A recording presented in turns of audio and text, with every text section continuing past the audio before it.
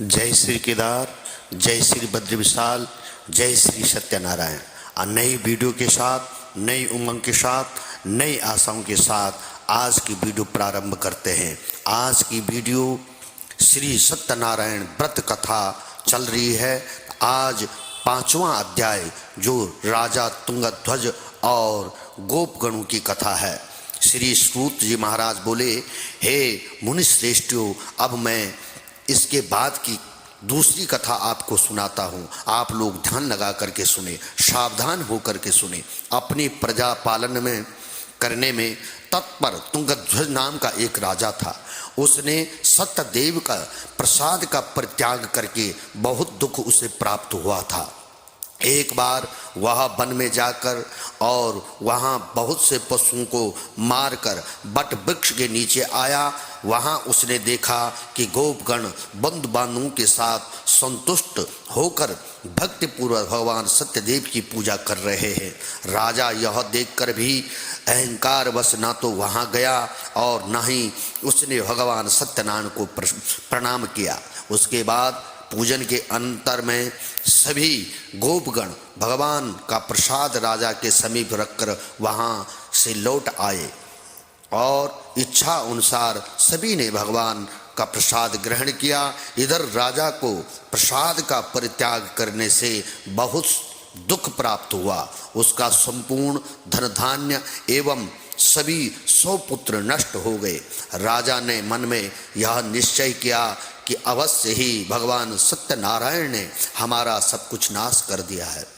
इसके लिए मुझे वहीं जाना चाहिए जहां भगवान श्री सत्यनारायण का पूजन हो रहा था। ऐसा मन में निश्चय करके वह राजा गोपगणों के साथ गया और गोपगणों के साथ भक्ति श्रद्धा से युक्त होकर के भक्तिपूर्वक और विधिपूर्वक भगवान सत्यदेव की पूजा करने लगा। भगवान सत्यदेव की कृपा से वह पुनः धन धान्य और पुत्रों से संपन्न हो गया। इस प्रकार इस लोक में वह राजा सुख भोग कर अंत में सत्यपुर वैकुंठ को प्राप्त हो गया। और श्री सूत जी महाराज कहते हैं, जो व्यक्ति इस परम दुर्लभ श्री सत्यनारायण के व्रत को करता है और पुण्यमयी तथा फल प्रदायिनी भगवान की कथा को भक्ति युक्त होकर के सुनता है, उससे भगवान सत्यदेव की कृपा से धन धान्य आदि की प्राप्ति होती है। दरिद्र धनवान हो जाता है, बंधन में पड़ा हुआ बंधन से मुक्त हो जाता हुआ और डरा हुआ व्यक्ति भय से मुक्त हो जाता है। यह सत्य बात है, इसमें कोई संशय नहीं है। इस लोक में वह सभी इच्छित फलों का भोग प्राप्त करके अंत में सत्यपुर वैकुंठ को चला जाता है। हे ब्राह्मण देवताओं, हे ऋषियों, इस प्रकार मैंने आप लोगों से भगवान सत्यनारायण के व्रत को कहा, जिसे करके मनुष्य सभी दुखों से मुक्त हो जाता है। कलयुग में तो भगवान सत्यदेव की पूजा विशेष फल प्रदायिनी है।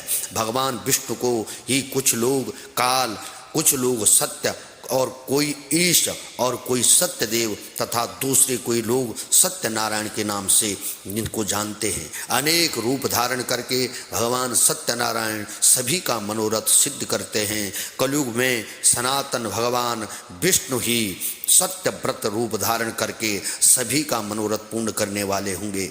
से श्रेष्ठ मुनियों, जो व्यक्ति नित्य भगवान सत्यनारायण की इस व्रत कथा को पढ़ता है, सुनता है, भगवान सत्यनारायण की कृपा से उसके सभी पाप नष्ट हो जाते हैं। हे मुनीश्वरों, पूर्व काल में जिन लोगों ने भगवान सत्यनारायण का व्रत किया था, उनके अगले जन्म का वृतांत में आपसे कहता हूँ, आप लोग सावधान होकर के सुने।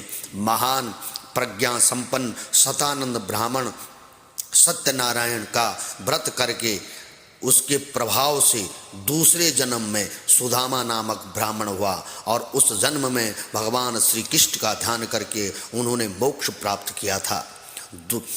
लकड़हारा भिल्ल गुओं का राजा हुआ उस व्रत के प्रभाव से और अगले जन्म में उसने भगवान श्री राम की सेवा करके मोक्ष प्राप्त किया था। महाराजा उल्का मुख दूसरे जन्म में राजा दशरथ हुए, जिन्होंने श्री रंगनाथ की पूजा करके अंत में वैकुंठ को प्राप्त किया था। इसी प्रकार देवर्षि और सत्यव्रती साधु पिछले जन्म के सत्य व्रत के प्रभाव से दूसरे जन्म में मोरध्वज नाम का राजा हुआ। उसने आरे से चीरकर अपने पुत्र की आदि देह भगवान विष्णु को अर्पित कर दी और मोक्ष को उसे प्राप्त हुआ।